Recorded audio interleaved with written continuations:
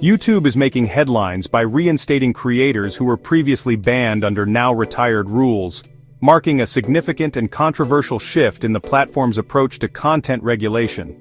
This move is especially notable for those whose bans were tied to the 2020 US election and the COVID-19 pandemic, two of the most hotly debated topics in recent years.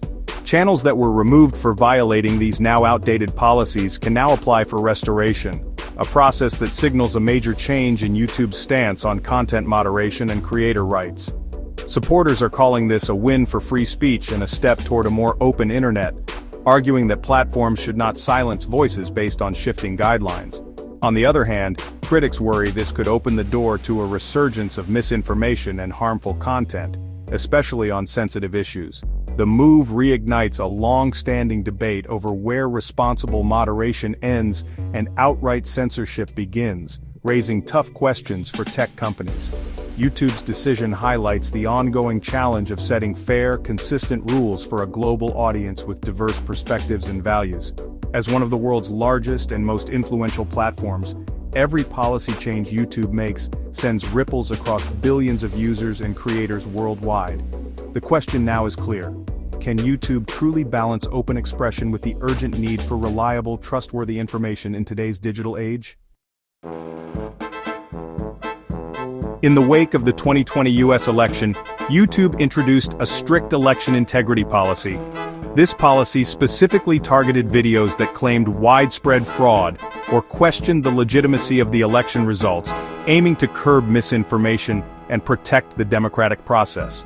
As a result, thousands of channels were removed from the platform, with many creators suddenly finding their accounts terminated or suspended, often without warning. Around the same time, YouTube's COVID-19 misinformation rules banned content that contradicted guidance from health authorities. The goal was to prevent the spread of false information that could lead to real-world harm, especially during a global health crisis. Enforcement of these policies relied on a combination of artificial intelligence and human reviewers. If a channel received 3 strikes for violating the rules, it faced a permanent ban from the platform. Many creators argued that these strict policies stifled open debate, limited free speech, and unfairly punished those who presented alternative viewpoints or questioned mainstream narratives. Over time, YouTube updated and revised its rules, but confusion and uncertainty persisted. Many creators struggled to understand exactly what was allowed and what might get them banned. Even scientific discussions about the origins of COVID-19 were sometimes caught in the crossfire, with videos flagged or removed despite their educational intent. This ongoing uncertainty and debate set the stage for YouTube's recent decision to sunset these controversial rules, signaling a shift in the platform's approach to content moderation. Now, creators who were previously affected by these policies have a new opportunity to return to the platform, if they choose to reapply and meet YouTube's updated requirements. YouTube's policy reversal didn't happen overnight. It was the result of a gradual shift in thinking, beginning in late 2022, and finally coming to a head in 2023, after months of internal debate and public scrutiny. The company had to weigh the impact of its decisions on both its global audience and its reputation as a platform for open dialogue. YouTube eventually admitted that removing controversial content, even with good intentions, sometimes ended up suppressing important political speech and stifling healthy debate. This realization forced the company to reconsider its approach to content moderation. As the pandemic evolved and the world slowly returned to normal, YouTube recognized that its once rigid rules no longer fit the rapidly changing landscape of information and public discourse. The context had shifted, and so too did the needs of its users.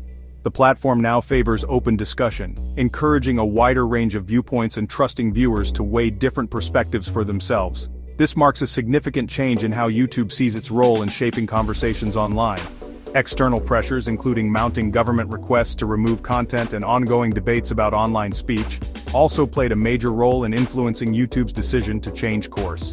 By rolling back restrictions, YouTube aims to reinforce its mission of free expression and empower creators to share their voices without fear of undue censorship. The company wants to be seen as a truly neutral platform, not as an enforcer of any single government's narrative or agenda, but as a space where ideas from all sides can be heard. Ultimately, this move is both a response to growing criticism and a bold statement of independence, signaling YouTube's renewed commitment to the principles of open dialogue and free speech in the digital age. YouTube's reversal spotlights the ongoing struggle between free speech and the fight against misinformation. The platform is betting that more open debate, even on controversial topics, serves users better than heavy-handed censorship.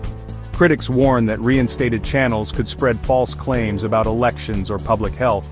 Supporters argue that diverse voices, including dissenting ones, are vital for democracy. Unlike some platforms, YouTube doesn't use formal fact-checkers, instead giving users tools to judge content themselves. The company believes more speech and context, not just removals, are the best antidote to bad information. This approach puts more responsibility on viewers to think critically, the challenge fostering open dialogue without fueling confusion or harm.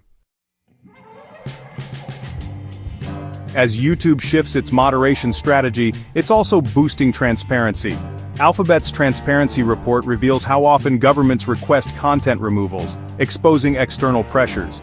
YouTube is testing features like user-added notes to provide context and crowdsource corrections. Banned creators now have a second chance but must still follow core community guidelines. The platform's new openness may encourage more direct engagement with opposing views. For viewers, this means encountering a wider range of opinions, and a greater need for critical thinking. YouTube's economic impact underscores its influence, making these changes especially significant. Ultimately, YouTube is betting that a more open, transparent, and user-empowered platform is the way forward.